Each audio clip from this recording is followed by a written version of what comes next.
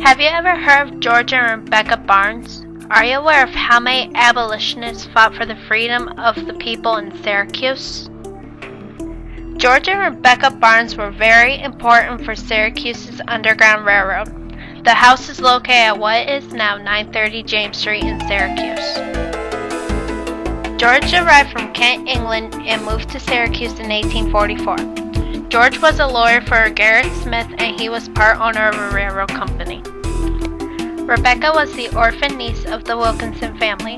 Also, Rebecca was the daughter of Thomas Heermans, who was also part owner of a noted hardware firm.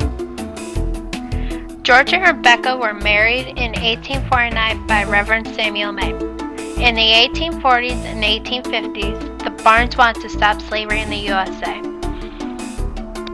They purchased their property on a James Street hill and began construction in 1851. The house was finished in 1853. Samuel May worked with the Barnes to end slavery. He was a reverend at the Unitarian Church and would speak out against slavery there. The Barnes were in a trio of families with the Wilkinsons and the Sedgwicks, who helped fugitive slaves escape to freedom. The Wilkinsons were lawyers along with the Sedgwicks and the Barnes. These families combined a core group of Underground Railroad supporters. George and Rebecca Barnes were willing to sacrifice a lot for the slaves. They were willing to sacrifice some of their wealth and all their potential freedom in order to help slaves not get caught.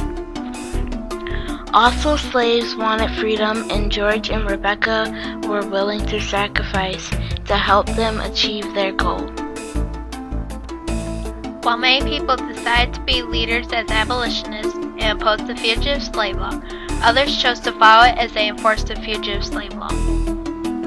The definition of the fugitive slave law was if somebody was caught trying to help a fugitive slave run away, the slave would go back to their owner and the abolitionists would go to jail. Harriet Tubman was just like George and Rebecca. They both kept what they did a secret. They all helped slaves escape north. Also, all three of them provided food and shelter somehow for each slave. George, Rebecca, and Harriet also motivated the fugitive slaves to keep going to Canada. Harriet did some things differently than George and Rebecca. In fact, she walked down south from Auburn, NY to come get slaves from their plantations and led them to freedom. The accomplishments of the Barnes family included helping slaves make it to their promised land, Canada. They hopefully would make it without getting arrested under the Fugitive Slave Law of 1850. They were probably stressed because it was a lot of work supplying and looking after and helping to transport all these slaves from their home. The slaves experienced stress too because of the cold weather, limited food, and traveling by foot. However, it was difficult to make it to Canada.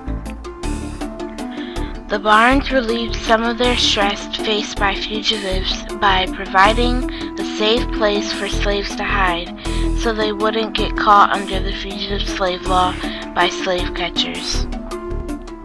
Therefore, the Barnes family were very important in the Underground Railroad. Their actions make a difference because they helped a lot of slaves make it to Canada. So would you want to go through what the Barnes went through? Would you sacrifice everything to help slaves get to freedom?